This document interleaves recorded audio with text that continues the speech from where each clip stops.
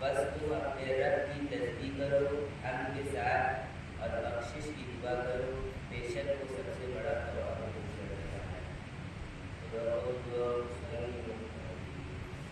اللهم صل على محمد وآل محمد وعجل فرجهم۔ بآواز بلند نعرہ صلوات۔ اللهم صل على محمد وآل محمد۔ نعرہ حیدری، حیدری، نعرہ صلوات۔ اللهم صل على محمد وآل محمد وعجل فرجهم۔ مومنین سے گزارش ہے کہ برائے مہربانی مسجد حضرت ولی العصر چوراہا مفتی گنج میں تشریف لے آئے۔ عشرہ مجالس کی پہلی مجلس مسجد حضرت ولی العصر چوراہا مفتی گنج میں ہونے جا رہی ہے۔ اس مجلس کو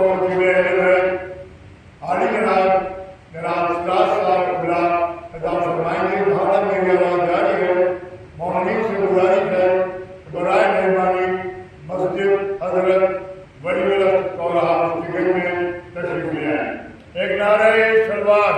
اللهم صل على محمد وآل محمد۔ یہ زمین شبیر کی ہے، آسمان شبیر کا۔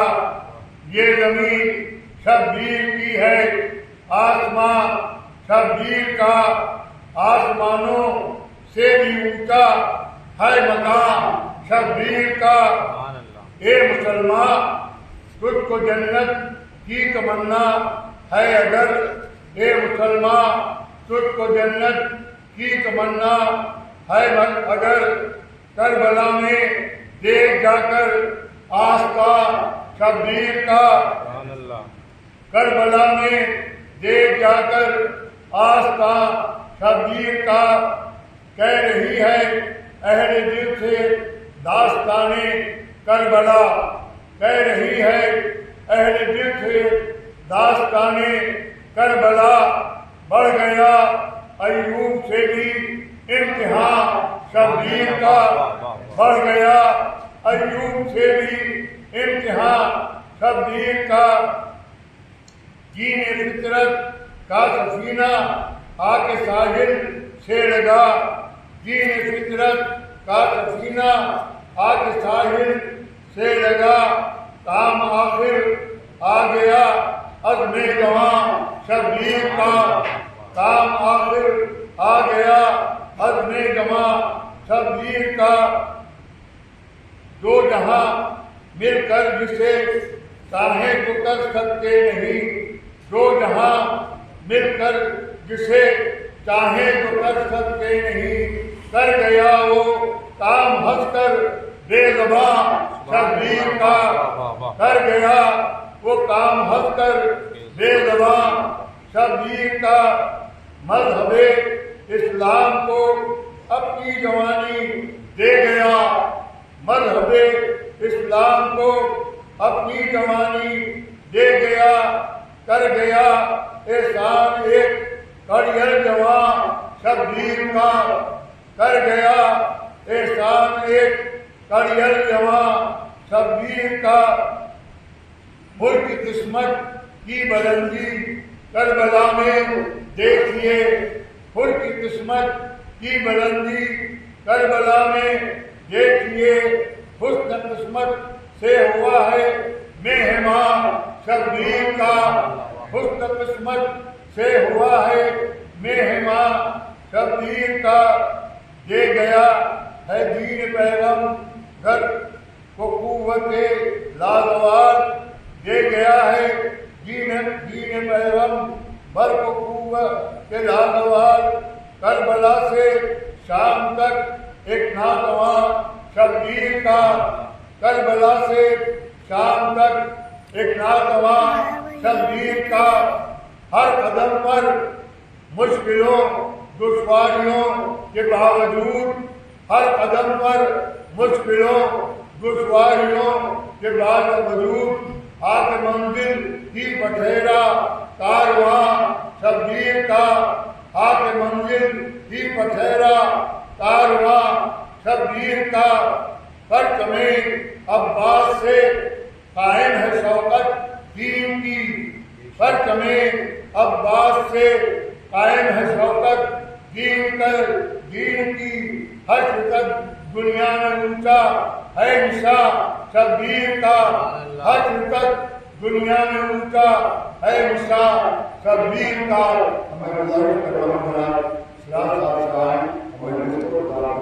ایک نعرہ صلوات،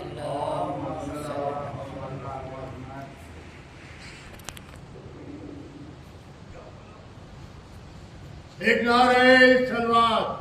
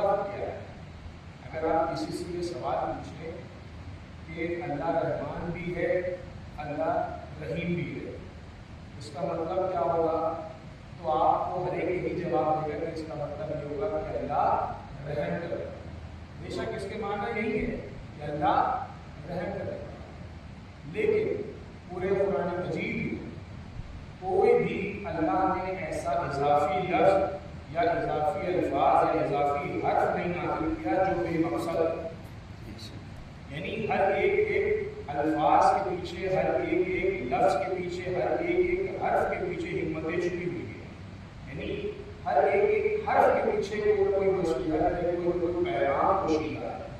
اب اللہ جو کہ سب کو علم لدنی بانٹنے والا ہے، وہ کوئی بھی کلام بغیر مصلحت الہی کے نہیں کرتا۔ اب اللہ جو کہہ رہا ہے کہ وہ رحمان بھی ہے اور وہ رحیم بھی ہے، تو اب دونوں میں فرق کیا ہے؟ آپ کسی سے اگر یہ سوال پوچھیں گے کہ اللہ رحمان بھی ہے، اللہ رحیم بھی ہے، مطلب کیا ہے، تو وہ یہی کہے گا کہ اللہ مطلب یہ ہے کہ وہ رحم کرنے والا ہے۔ تو بھائی بے شک رحم کرنے والا ہے، لیکن رحمان اور رحیم میں پھر فرق کیا رکھ گیا؟ بھائی اس کو یہ چاہیے تھا کہ دونوں میں سے ایک ہی چیز کہہ دیتا کہ وہ رحمان ہے، یا تو رحمان کی جگہ میں کہہ دیتا کہ وہ رحیم ہے۔ نہیں، اللہ بتا رہا ہے کہ وہ رحمان بھی ہے اور وہ رحیم بھی ہے۔ عزیزان محترم، فرق ہمیں ہمارے حضرت علی ابن ابی طالب علیہ السلام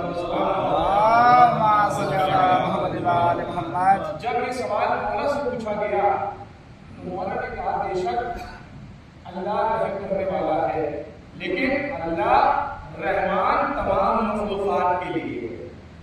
اللہ رحمان تمام مخلوقات کے لیے، وہ یہ نہیں کہتا کہ یہ ہندو ہے یا وہ عیسائی ہے یا وہ یہودی ہے یا وہ کسی اور مذہب سے تعلق رکھتا ہے، بھلے ہی کوئی خدا کو مانے یا نہ مانے، اللہ رزق سب کو عطا کرتا ہے۔ میں چاہتا ہوں اللہ کیونکہ رحمان ہے، اللہ رحمان تمام مخلوقات کے لیے، حتیٰ کہ جو اللہ کے دشمن ہے اللہ ان کے لیے بھی رحمان ہے۔ اگر رحمان نہ ہوگا تو یہ نمرود کیسے جی پاتا، یہ فرعون کیسے اپنی زندگی گزارتا، یہ شداد کیسے اپنی زندگی گزارتا؟ اللہ نے ان کو بھی رزق عطا کیا، ان کو بھی دولت سے نوازا۔ ہاں وہ بات الگ ہے کہ دنیا کی چند دولت آتے ہی یہ اتنا مغرور ہو گئے کہ خدائی کا دعویٰ کر دیا، لیکن کہیں نہ کہیں سے دیکھا جائے تو یہ سب بھی اللہ کی مخلوق ہے۔ یہ جتنے بھی لوگ ہیں، جتنی بھی مخلوقات ہیں، اللہ ان سب کے لیے رحمان ہے۔ توجہ چاہتا ہوں، اللہ ان سب کے لیے رحمان ہے۔ وہ یہ شرط نہیں رکھتا کہ اسے کوئی مانے تو اسے وہ رزق عطا کرے، وہ یہ شرط نہیں رکھتا کہ کوئی دین اسلام پر ہو تو وہ اسے رزق عطا کرے۔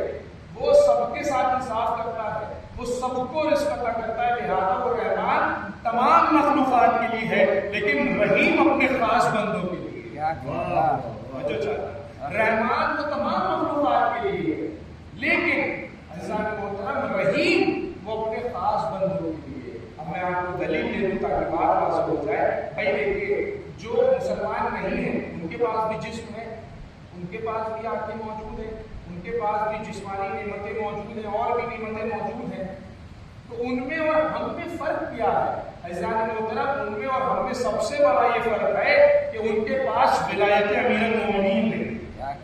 جو ہمارے پاس سب سے بڑی نعمت ہے کہ جو ہمیں ان سے علیحدہ کر دیتی ہے۔ اسی لیے اللہ ہم سب کے لیے رحیم ہے۔ رحمان تو تمام بندوں کے لیے، تمام مخلوقات کے لیے، لیکن خاص بندوں کے لیے رحیم ہے، اور وہ خاص بندے کون ہیں کہ جو ولایت امیر المومنین کے راستے پر چل رہے ہیں۔ ایک سوال پڑھو محمد اللہ رحمان بھی ہے، اللہ رحیم بھی ہے۔ فرق یہ ہے کہ اللہ رحمان تمام مخلوقات کے لیے ہے، لیکن رحیم اپنے خاص بندوں کے لیے ہے۔ اور اللہ کے وہ خاص بندے وہ ہیں کہ جو لا الہ الا اللہ کے ساتھ ساتھ محمد رسول اللہ اور محمد رسول اللہ کے ساتھ ساتھ علی ولی اللہ ولایت علی بھی گواہ۔ ایک سوال اللهم صل على محمد وآل محمد۔ تمام تعریف صلی اللہ کے لیے جو رحمان بھی ہے اور اپنے خاص بندوں کے لیے رحیم بھی ہے۔ بھائی آپ دیکھیں کہ قدیم کے واقعے کے بعد سے ایسا ہوا کہ ہم میں اور ان میں الگ الگ ہو گئے، کیونکہ قدیم سے پہلے تک تو یہ زبانی کلمہ پڑھ رہے تھے اور رسول کو مان رہے تھے، لیکن ان کے جو منصوبے تھے، ان کے جو پلان تھے، ان سب پر قدیر نے پانی پھیر دیا۔ توجہ چاہتا ہوں کہ قدیر میں ملائے کائنات کی ولایت کا اعلان جب ہوا، تبھی اللہ نے دین کو مکمل کیا اور نعمتوں کو تمام کر دیا، اور کہا کہ اب جو اس راستے پر چلے گا وہی حق کے راستے پر، اب جو اس راستے پر چل رہے ہیں اللہ کے خاص بندوں میں وہی ہو۔ تو تمام تعریفیں اس اللہ کے لیے جو عالمین کا رب ہے، جو کائنات کا خالق ہے، وہ پروردگار جس نے اس پوری کائنات کو 14 معصومین علیہ السلام کی محبت میں خلق کیا. یہ سورج، یہ چاند، یہ ستارے، یہ کہکشائیں، یہ گردشیں نہار، نظام شمسی، یہ دریا، یہ درخت، یہ پہاڑ، یہ سبزے، یہ کائنات کا ایک ایک ذرہ اللہ خلق ہی نہ کرتا کہ 14 معصومین کو نہ کرتا. یہ جو کچھ بھی ہمیں آج نظر آ رہا ہے یہ سب انہیں کا ذکر ہے. کیا کہنے 14 معصوم علیہ السلام کی عظمت و سلام آپ کا کیا مرتبہ ہے کہ اللہ کہہ رہا ہے کہ وہ ایک چھپا ہوا خزانہ تھا. اس نے چاہا کہ وہ پہچانا جائے تو اس نے اپنے نور سے ان 14 معصومین کو خلق کیا.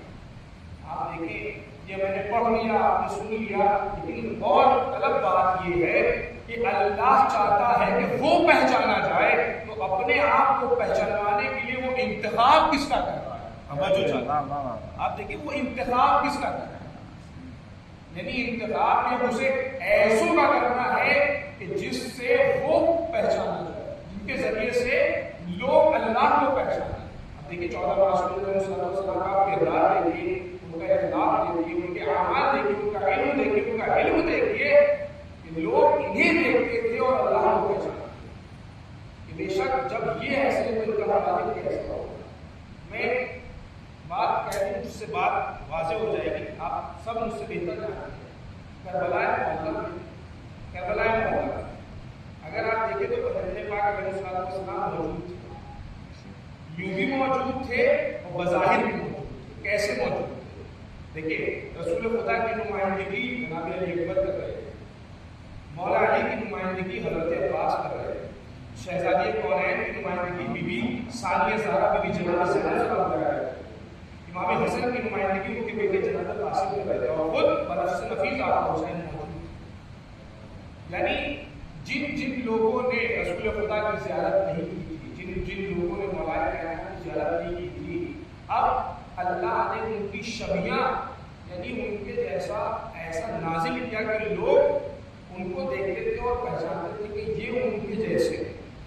جیسے کہ ہم اگر جناب علی اکبر کی بات کریں تو جن لوگوں نے نبی کی زیارت کر رکھی تھی ان کی بات نہیں کرو، جن لوگوں نے نبی کی زیارت نہیں کی تھی ان سے کیا کہا جاتا تھا کہ جناب علی اکبر کی زیارت کر لو، سمجھ لو کہ نبی کی زیارت کر. کیونکہ جناب علی اکبر شکل میں، صورت میں، رفتار میں، گفتار میں رسول خدا سے مشابہ، مکمل مشابہ.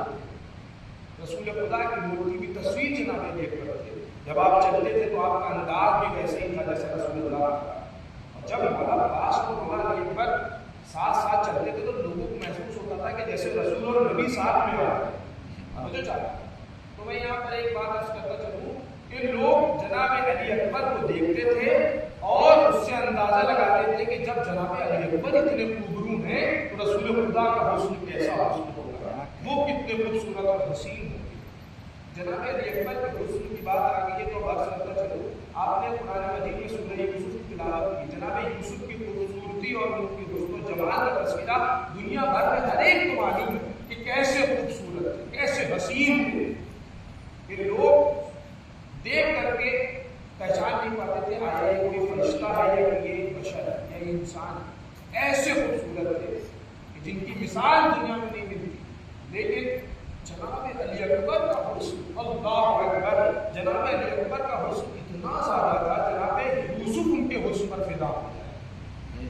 کسی شاعر نے کیا خوب کہا کہ جناب یوسف کا پورا حسن، پورا جمال، پوری خوبصورتی آپ سمیٹ دے، پوری آپ سمیٹ دے. کسی شاعر نے کہا کہ حسن یوسف، خاص طور پر جو چاہتا ہوں، کسی شاعر نے کہا کہ حسن یوسف سمٹ کے نقطے پہ، حسن یوسف سمٹ کے نقطے پہ رخ اکبر پر ایک ٹنٹ ہے. اللہ اکبر، اللہ اکبر. اب آپ اس سے اندازہ لگائیے کہ جناب علی اکبر کتنے خوبصورت تھے، جناب علی اکبر کتنے خوبصورت تھے. اور جب جناب علی اکبر اتنے خوبصورت اور حسین تھے تو سوچیے یہ جس کی شبیہ ہے وہ محمد مصطفیٰ کتنے خوبصورت ہے.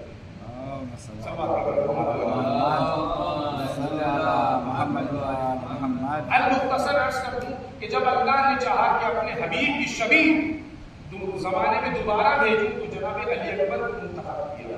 جناب علی اکبر کو ہم شکل مصطفیٰ بنا کر کے بھیجا تاکہ لوگ انہیں دیکھتے جائیں اور رسول کو پہچانتے جائیں، ان کو دیکھتے جائیں اور ان کے حسن سے اندازہ لگائیں کہ رسول اللہ کا حسن کیسا حسن ہوگا۔ اب آپ یہ دیکھیے کہ اللہ کو خود کو پہچاننا ہے۔ اب جو میں نے کہاں پہ لے آیا، اللہ کو خود کو پہچاننا، وہ کہہ رہا ہے میں چھپا ہوا خزانہ تھا، میں نے چاہا کہ میں پہچانا چاہوں تو اس نے 14 معصوم نے علیہ السلام کا انتخاب کیا اور ان کو بھیجا تاکہ لوگ انہیں دیکھتے جائیں اور اللہ کو پہچانتے جائیں۔ یعنی آپ دیکھیں وہ عظمتیں تھیں 14 معصومین میں کہ ان میں خدا کی صفات نظر آتی تھی، لوگ انہیں دیکھتے تھے اور اللہ کو پہچانتے تھے، کیونکہ اللہ تو بظاہر ہمارے سامنے آ نہیں سکتا۔ اللہ کو اللہ جو 14 معصوم نے علیہ السلام کے تو ہم کو اور آپ کو سمجھانے کے لیے کہ ہم ان کی عظمت سمجھ جائیں، بشری پیٹرن میں آ گئے ورنہ یہ بھی پوری مخلوق ہے۔ اللہ نے انہیں اپنے نور سے خلق کیا ہے۔ جب جناب موسیٰ کی قوم نے اصرار کیا کہ ہم اللہ کو دیکھنا چاہتے ہیں تو جو کوہ طور پر نور چمکا تھا وہ مولا کائنات کی پیشانی کے چھوٹا سا جو نور تھا اس کی تجلی تھی کہ جس کو دیکھ کے برداشت نہ کر سکتے تھے اور سب ہلاک ہو گئے تھے۔ جناب موسیٰ خود بھی ہوش ہو گئے تھے۔ یہ تو ہم اور آپ تاکہ ان کو سمجھ سکیں اس لیے بشری پیٹرن میں وغیرہ یہ سب بھی نوری مخلوق ہے۔ بھائی اللہ نے اپنے نور سے انہیں خلق کیا، یہ ہم پہچان لیں، ہم ان کو اپنا آئیڈیل بنا لیں، ان کو اپنا نمونہ عمل بنا لیں، اس لیے وہ بشری پیٹرن ہے۔ اللہ نے اپنے آپ کو پہچانوانے کے لیے 14 معصومین کا انتخاب کیا۔ لوگ یہ دیکھتے جائیں اور اللہ کو پہچانتے۔ میں ایک چھوٹی سی مثال اپنے مسلم بھائیوں کی بھی عرض کر دوں۔ مثال کے طور پر اس وقت دور حاضر میں ہم لوگ تقریر کرتے ہیں آیت اللہ شیستانی صاحب، مثال کے طور پر اگر انہیں کہیں تقریر کرنے کے لیے بلایا جائے اور کسی وجہ سے وہ وہاں نہ پہنچ سکے اور اپنے شاگرد کو اپنی جگہ بھیج دیں، وہ وہاں نہ پہنچ سکے اور اپنی جگہ اپنے شاگرد کو بھیج دیں، اور جب ان کا شاگرد نہ پہنچے تو اس کا کردار، اس کے اعمال، اس کی سیرت، اس کا اخلاق اور اس کا انداز بیان، اس کا انداز گفتگو، اس کا عالمانہ کلام لوگوں کو اتنا متاثر کر جائے کہ لوگ یہ سوچنے پر حیران ہو جائیں کہ جب حضرت شیستانی صاحب کا شاگرد اس معیار پر ہے تو ان کا استاد کس معیار پر ہے۔ تو اللہ نے 14 معصومین کو اس لیے بھیجا کہ لوگ انہیں سمجھیں، اور جب انہیں سمجھیں گے تو تب انہیں سمجھ میں آئے گا کہ جب یہ ایسے ہیں تو ان کا خالق کیسا ہوگا، اس کی عظمت کیا ہوگی، وہ کیسا ہوگا۔ بھائی وہ ہمارے سامنے نہیں آ سکتا، لہٰذا اس نے انہیں سامنے رکھا کہ انہیں دیکھتے جاؤ اور اللہ کو پہچانتے جاؤ۔ یہی وجہ اللہ نے سب سے پہلے انہیں خلق کیا۔ یہ تو بظاہر دنیاوی لحاظ سے سب کی ولادتیں الگ الگ تعلیم میں ہیں، لیکن خلقت سب سے پہلے ان کی ہوگی۔ جب کسی نے مولا سے پوچھو مولا یہ بتائیے کہ آپ کب سے ہیں، مولا آپ کب سے ہیں، مولا نے فرمایا کب ہمارے سامنے بنا۔ بھائی کب کا وجود تب آئے گا کہ جب وقت ہوگا، اور وقت کا وجود تب آئے گا کہ جب سورج ہوگا۔ مولا فرمایا جب سورج بھی نہیں تھا ہم تھے، جب چاند بھی نہیں تھا ہم تھے، جب یہ کہکشائیں بھی نہیں تھی ہم تھے، جب یہ کائنات بھی نہیں تھی ہم تھے۔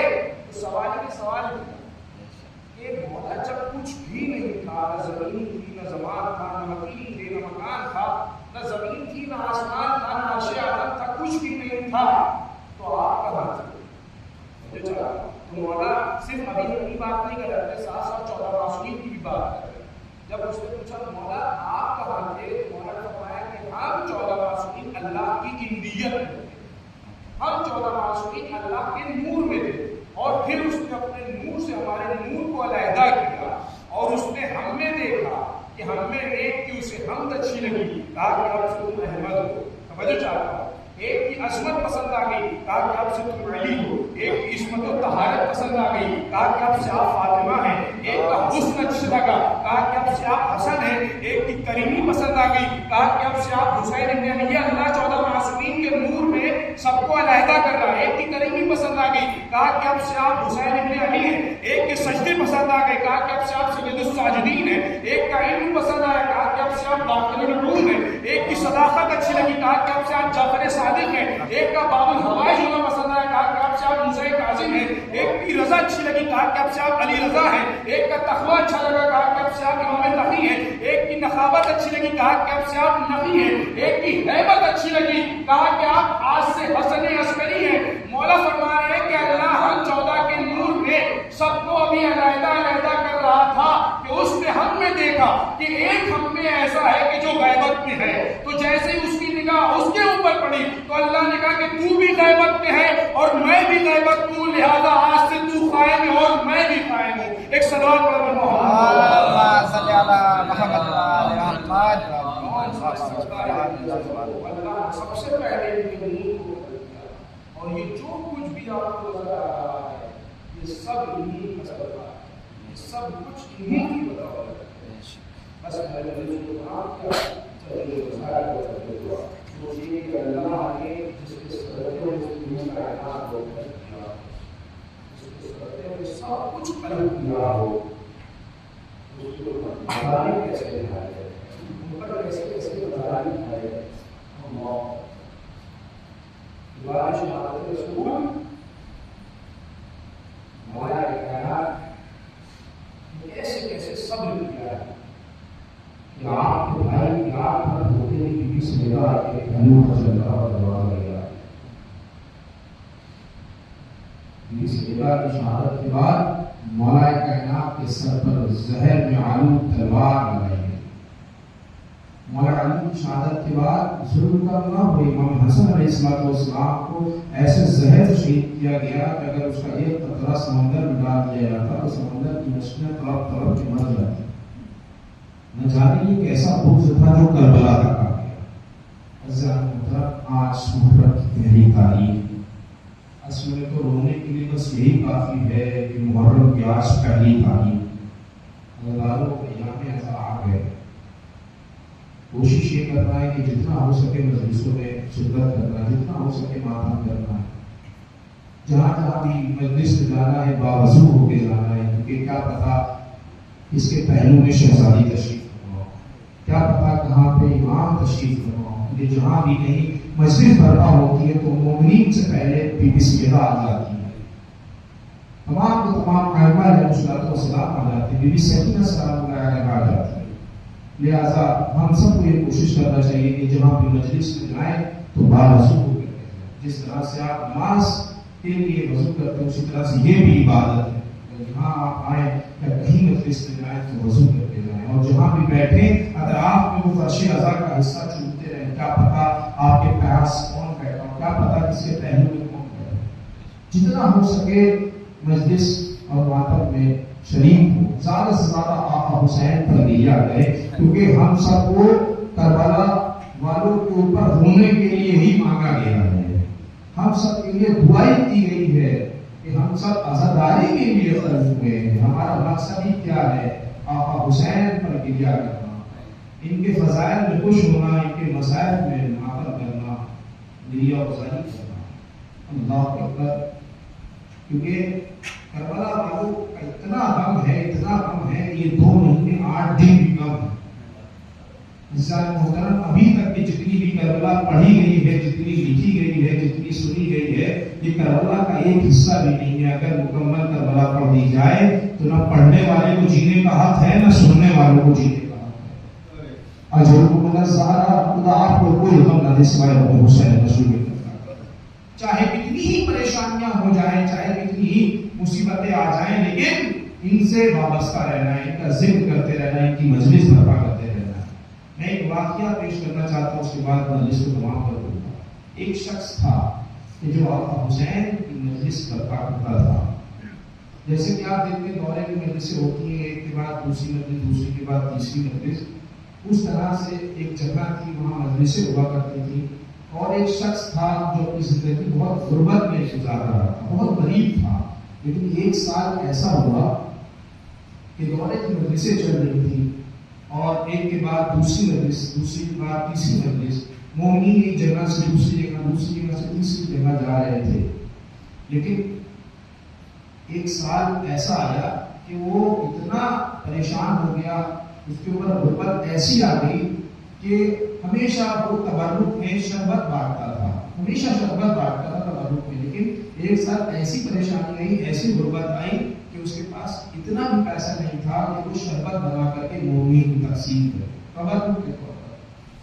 تو لہٰذا دورے کی مجلسیں ہوتی تھی، مومنین ایک مجلس کے بعد دوسری جگہ جاتے تھے، دوسری جگہ کے بعد تیسری جگہ، تو اس طرح سے نمبر لگے تھے، پہلے مکیہ مجلس ہوگی، دوسری مکیہ مجلس ہوگی، تیسری مکیہ مجلس ہوگی.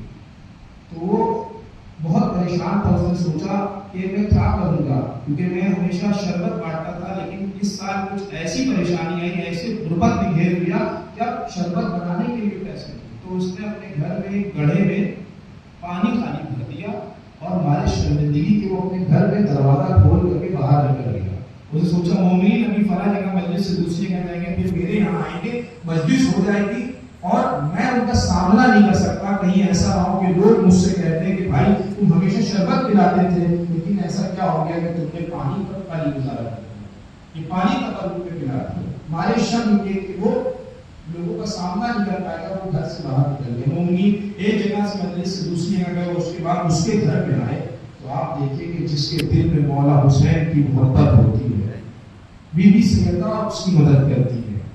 وہ پورا واقعہ آپ جانتے ہیں کہ مومنہ جو عزا خانہ سجتی تھی، اس کا عزا خانہ بھی شہزادی نے آ کر کے سجوایا، اس کے گھر میں صف عزا بھی شہزادی نے بچھائی. تو جو بھی ارادہ کرتا ہے آقا حسین کی مجلس برپا کرنے کا، صف عزا بچھانے کا، اس کی مدد خود مولا کرتے ہیں. ہمارے شرم کو اپنے گھر سے تو بات چلا گیا، لیکن مومنین جب اس کے گھر میں آئے تو دیکھا وہ موجود نہیں ہے، لیکن مجلس تو ہونا تھی، لہٰذا مجلس ہو گئی. جب مجلس تمام ہوئی تو اب سامنے ایک بات ہے کہ وہاں پر جہاں پہ تبرک کو رکھتا تھا، وہاں پر جا کر کے دیکھا تو گڑھے میں ایسا شربت موجود تھا کہ ان لوگوں نے جب اس شربت کو تناول کیا تو ان لوگوں کا یہ عالم تھا، وہ کہتے تھے کہ ہم نے اپنی زندگی میں ایسا شیریں، ایسا زبردست شربت کبھی اپنی زندگی میں. اور جب مومنین وہ تبرک نوش کر کے اس کے گھر سے جانے لگے تو راستے میں اس سے ملاقات ہوئی تو اس نے اپنا ہمارے شرم کے سر جھکا لیا. تو مومنین اس سے کہنے لگے اے بھائی کیا بات ہے، کیا سبب ہے کہ تم اپنا سر کیوں جھکا رہے ہو؟ ہم تو تمہارے گھر سے مجلس پوری کر کے آ رہے ہیں اور تمہیں ڈھونڈا، لیکن تم اپنے گھر میں بھی موجود نہیں تھے، اور کیا زبردست تم نے تبرک کا انتظام کیا تھا. تو اپنے اندر سوچنے لگا شاید یہ میری بے عزتی کر رہے ہیں کیونکہ میں نے صرف پانی کا انتظام کیا تھا. تو وہ مومنین کہنے لگے تم نے کیا زبردست آج تبرک کا انتظام کیا تھا. اس کو یقین نہیں آیا، یہ سوچا کہ شاید میری بے عزتی ہو رہی ہے. لیکن جب یہ اپنے گھر واپس گیا تو اس نے دیکھا کہ ایسا زبردست، ایسا لاجواب شربت خود بخود بن گیا کہ اس کو خود تعجب ہوا اور یہ زار و خطار گریا کرنے لگا. تو کہنے لگا مولا حسین آج مجھ پر یہ وقت آ گیا، میں کہوں گا مولا حسین آپ کو اپنے عزاداروں کا کتنا خیال ہے کہ آپ کو گوارا نہیں تھا کہ آپ کا چاہنے والا اپنے گھر میں آپ کی مجلس برپا کرتا ہے تو وہ شربت تقسیم کرتا ہے. آپ کو گوارا نہیں تھا کہ شربت کی جگہ پانی تقسیم ہو جائے، آپ نے پانی کو شربت بنا دیا. لیکن ہائے آپ نے بچوں کو کربلا میں 3 دن کا بھوکا ہو گیا تھا شہید کر دیا. عزیزان محترم، ہم اور آپ یہ سنتے ہیں کہ آقا حسین کو 3 دن کا بھوکا ہو گیا تھا، شہید کیا گیا. عزیزان محترم، 3 دن کے آقا حسین پیاسے نہیں تھے. 4 محرم کو پانی بند ہو گیا تھا، 7 محرم کو ایک دم پانی ختم ہو گیا تھا. یعنی 4 محرم کے بعد سے جو تھوڑا بہت پانی بچا ہوا تھا وہ مائیں خود پانی نہیں پیتی تھی، اپنے بچوں میں تقسیم کر دیتی تھی. باپ خود پانی نہیں پیتا تھا، اپنے بچوں کو پانی پلا دیتا تھا. اب کوئی نہیں بیان کر سکتا کہ آقا حسین کب سے پیاسے تھے، شہزادی زینب اور ام کلثوم کب سے پیاسی تھی، بی بی ام کلثوم کب سے پیاسی تھی. یہ 3 دن کی جو پیاس اور بھوک اور پیاس ہے یہ کربلا کے بچوں کی بھوک اور پیاس ہے. یہی وجہ ہے کہ جب جناب علی اکبر نے کہا بابا اگر مجھے ایک قطرہ آب مل جائے تو میں ظالموں کو بتاؤں کہ میں کون ہوں. تو امام حسین نے کیا فرمایا میرے لال یہ اپنی زبان میرے دہن میں ڈالو. تو جیسے جناب علی اکبر نے اپنی زبان بابا کے دہن میں ڈالی فوراً یہ کہہ کر کے کھینچیے بابا